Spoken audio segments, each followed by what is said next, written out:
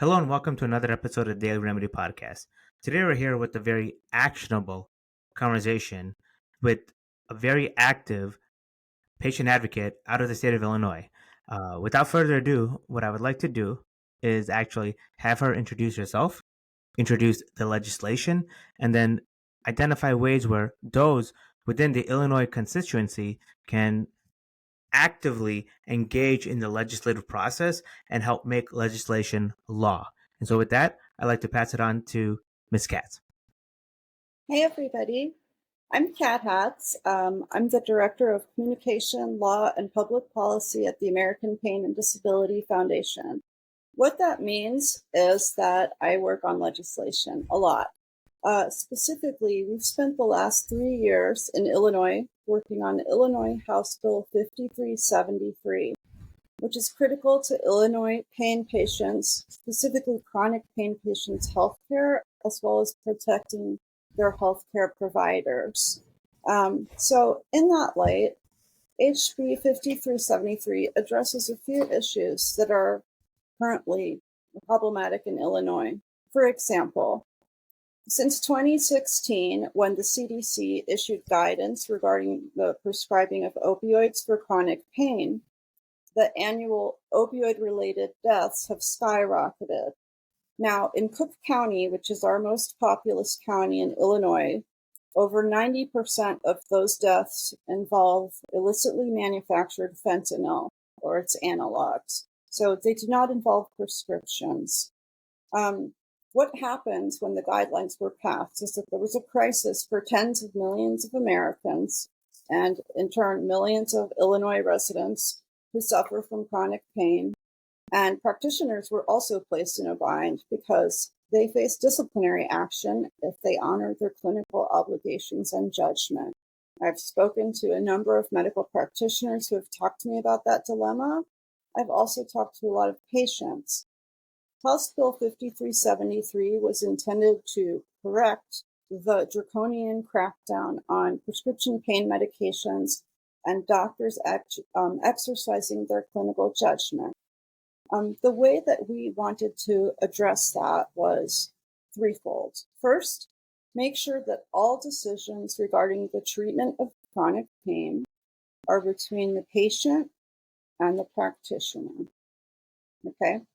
The second thing is to provide that ordering, dispensing, administering, or prescribing medication, including opioids, shall never be predetermined by any morphine milligram equivalent guidelines, because those guidelines are not up to date with science. And the third and final thing that's most important is that when confidential information regarding an individual's prescription monitoring program data is released, in order for law enforcement to access it, they will need to obtain a court order or a valid subpoena with the relevant court. That would protect patients and their healthcare providers to a great degree. Now, I testified on this bill in the House in, I believe it was end of March, right? And this passed out of the Human Services Committee 9-0. That was a unanimous vote. So that was really great. Then it went to the House floor, where it also passed unanimously, 105-0. Here's where we're at right now. We're in a bind. If you don't mind, I'd like to just kind of interject one more because I think it's important. So HB and again the legislation we're talking about is HB 5373. Please look it up. Please review it. How rare is it for legislation to go unanimous out of committee and unanimous on the House floor?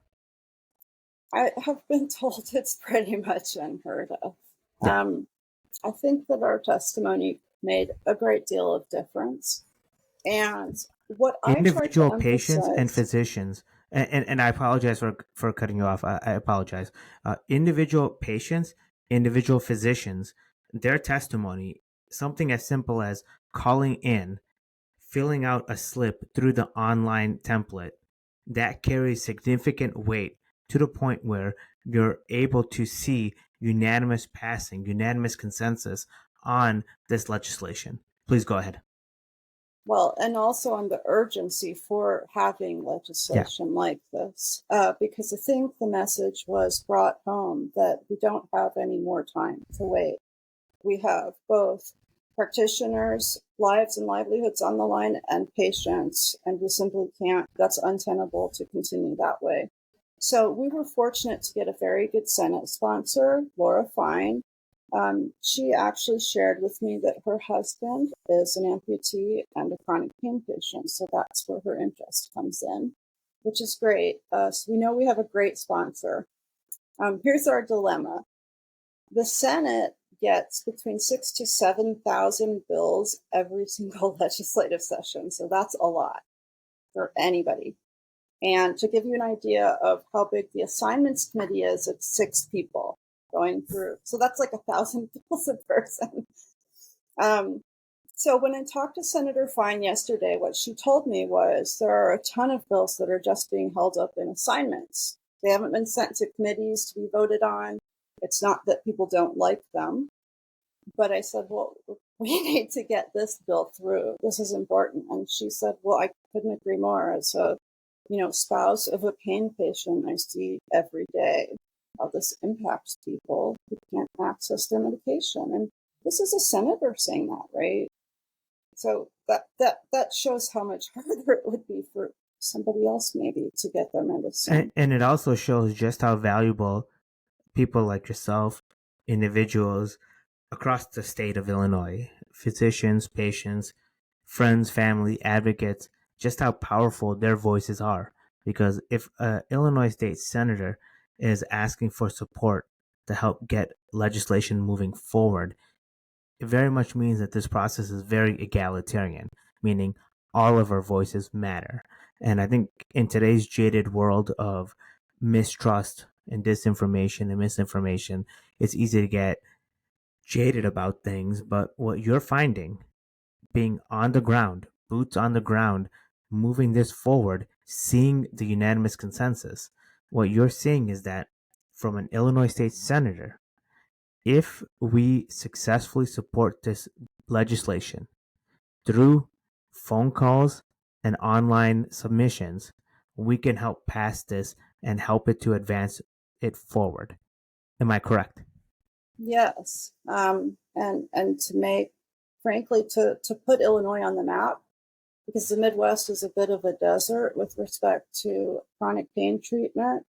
And that would make us functionally a sanctuary state so that people from other states, I already know people from other states who come here, but I also have seen the flip side. For example, over the spring, we had 30 children lose their doctor in Illinois overnight. These are kids with leukemia, terminal conditions, things of that nature and magnitude. We could not find them another doctor here. They now have to go 300 miles if they're able, right, to make that trip to get their medication. Okay, so now let's turn our words into action. People listening, people wanting to get involved. What do they need to do? Who do they need to reach out to? Provide the phone numbers, provide the emails, and of course, whatever you list here, we're going to include in the description section below, so they'll have the actual text itself. But please go ahead and kind of let the listening audience know how they can actually turn the words into power. Great. So the most important thing is actually to make contact with state senators at this point. And there are 3 points of contact that we're asking people for. The first thing is please contact your personal Illinois state senator if you live in Illinois. Now, if you don't know who that person is, that's okay. There's a website, www.openstates.org. If you scroll down to that website, there's a place where you put your address in and you click on the button, and it will give you every single person who represents you. Your state people should be at the top. You'll have 1 representative and 1 senator, so you'll know that you've hit the right people. The senator will be in green on the bottom, at the top of the 2. I don't want to disclose the text message that you had sent me, but I want to simply show for the audience there is a resource section where you can go to Open States and select your address, or scroll down on the home. And again, I'm reading the text message that you sent. I hope you don't mind. Put your address in, scroll down on the home page to the part that accepts an address. So again, as Ms. Cat had mentioned, www.openstates.org, openstates.org. Go to the resource section, click on Open States, put your address in, and you'll identify who your Illinois state senator is. Right. And from that point, you might have to click on that person's name. It will then show you their contact information. And what Senator Laura Fine asked was have people call their Illinois state senator, if you live in Illinois, and ask that person two things, okay? One is please support House Bill 5373. 5373. And the second thing is to please consider co-sponsoring it. Now, Okay, so when you say co-sponsor, ask the constituent of a particular state senator to serve as a co-sponsor to Senator Fine. Right, correct. So, for example, we were very fortunate when our bill started in the House, it only had one sponsor. But by the time we got to the House floor, it picked up like 3-4 co-sponsors. So it gets momentum going. And that can help assignments release something to a committee so we can actually be heard. So that's the first and most important step for an Illinois resident. Sure. And then also there is a Miss Kimberly Lightford, who is the chair of the assignment committee. Right. The second idea came from a group that we partnered with here in Illinois called She Votes. They're a really neat organization. And She Votes. Yeah, She Votes Illinois. They talked about the assignments committee because they're the ones who can release the bill so that it can be heard and testified on and voted upon by the Senate. The chair of that committee is named Kimberly Lightford, and that's spelled Lightford, her last name. What we would like is for people to make phone calls to Senator Lightford requesting that House Bill 5373 be sent to committee, released to committee for a vote, and that these senators consider supporting and possibly co-sponsoring it. Now, I've got Senator Lightford's phone numbers that I can share as well. Sure, and we'll include that in the description below. So we have the contact information for Miss Kimberly Lightford, as well as, and again, I don't mean to steal your thunder, but the vice chair of the assignments committee, Mr. Dan Cunningham as well. Yeah, that was the final step, was to please contact Vice Chair Cunningham. So Senator Cunningham, it's the same script that we'll be sharing at the end. And we really appreciate it because this makes a difference. To just give you all an idea of what a difference it makes, one of the biggest bills that Illinois has had was its police reform bill. People think that had a ton of people involved. It actually had fewer than 10 people, actually take part and make those calls and give testimony. So every single voice matters a lot. And we were told that if we could get around that number or a greater number, that increases our odds. And that means that we can provide relief to chronic pain sufferers and for healthcare providers today. So let's play on that point a bit further, because I think it's important for the listening audience to understand that Illinois legislation for law enforcement, which is one of the most polarizing issues, in that we as a society believe that whether we're for police reform or whether we support police, that we see them in the news quite often, good or bad.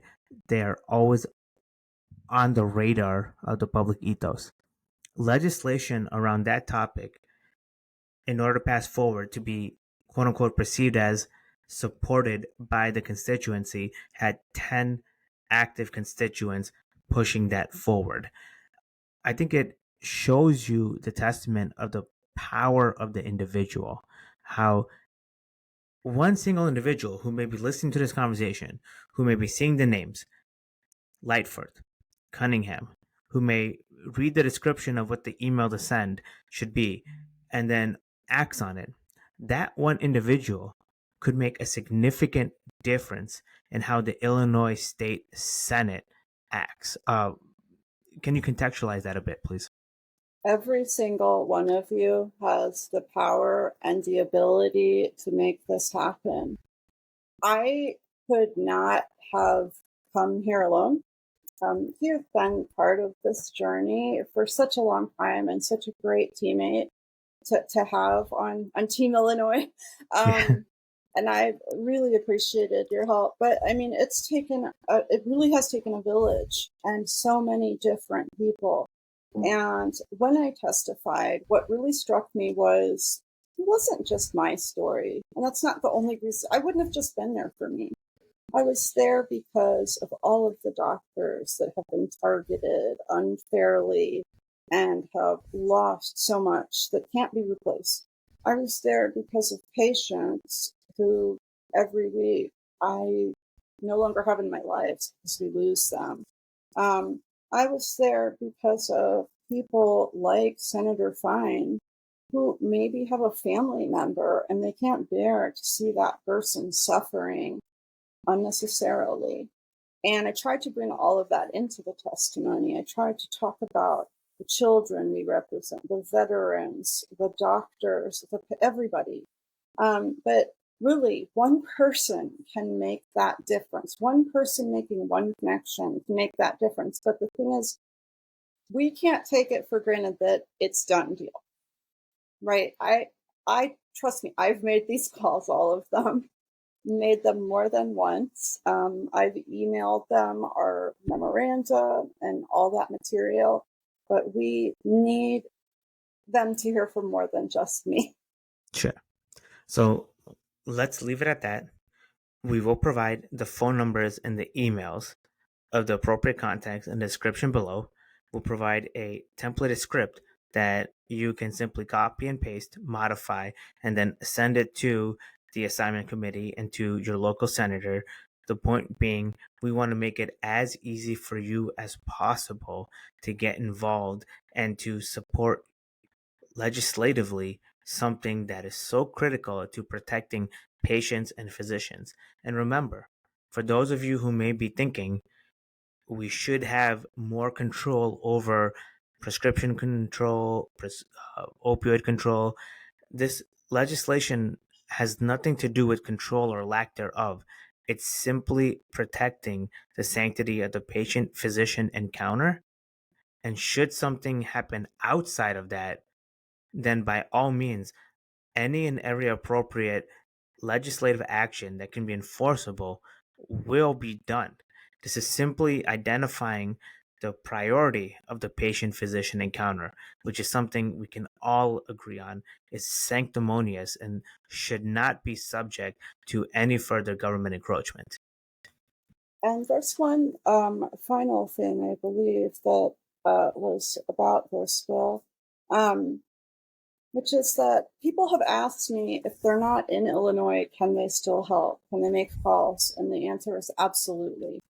And the reason is if you have a relationship with somebody in Illinois who's impacted by these policies, and many people in this community do, if you know a doctor or a patient in Illinois, a chronic pain patient or a physician or a health spouse or a caregiver, or you're a member of an organization like a patient advocacy group or a professional advocacy organization, then you have a reason to be contacting these people.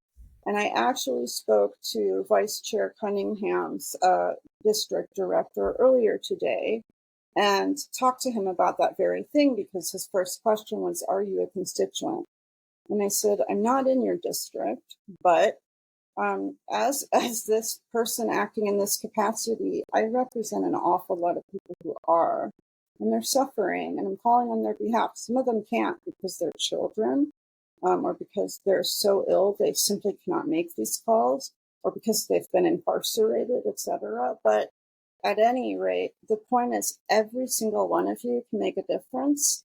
And APDF has made a commitment, which is that we will be working on legislation to the best of our ability, to the best of my ability, as many places as possible, which I've done for as much time as I can. So if I have more bandwidth because this bill gets passed, that means that another state maybe can be something that I could contribute towards. Sure. Last thing, can you talk a little bit about the urgency of this legislation? How quickly people should respond? So we have only until Friday, technically, for this bill to move May forward 17th. or die, right? Which means that people need to be doing this like yesterday, but today is okay. Up until Friday, yeah. Sure. So this is going to be published on Wednesday, May 15th. We need those who are listening to respond and act on it by May 17th.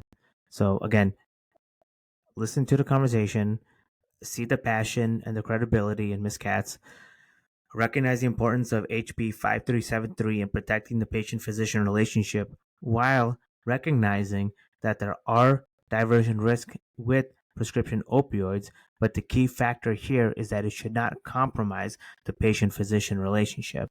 And we all understand that the opioid overdose crisis is a complex blend of many medical and societal issues. But what we also recognize is that we cannot create new harms in misguided efforts to find solutions that may or may not work. So let's find solutions that protect patients, protect physicians, and above all, protect each and every one of us. Because when we protect our fellow person, fellow man and woman, we protect ourselves. And that's the key thing behind this whole epidemic. We're all in this together. Any That's final words, actually Kat? what that's our neighborhood motto. Yeah. One of our street artists was commissioned to do it, and I love that we're all in this together because it's true. Yeah. And I feel like it's each of our obligation to sort of take care of one another and keep us a strong community. And I'm proud of this community. Yeah. So we're with no further ado, we're gonna get this live. We can get this out here. You and I are gonna disseminate this actively, and we're gonna see how many people we can get to support the legislation because this is important for chronic pain patients. So with that, Ms. Kat, thank you so much for your time. Well, thank you so much for everything. I really appreciate you. Mm-hmm.